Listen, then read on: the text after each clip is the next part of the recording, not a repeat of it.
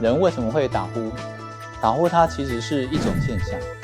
当我们睡觉呼吸的时候，气流经过我们的咽喉所产生出震动的声音，这也就是为什么我们会打呼的原因。打呼可以分为2种，包含生理性的打呼与病理性的打呼。生理性的打呼包含鼻塞、扁桃腺肥大、舌头肥大、软腭过长，都是可能的原因。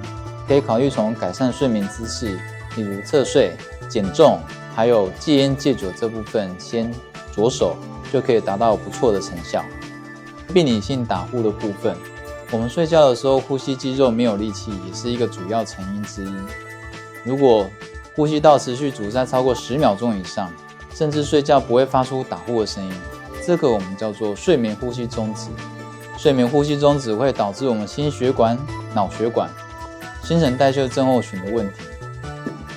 如果你有打呼的问题，建议一定要寻求专业医生的帮助，这样才能安静的一觉到天亮。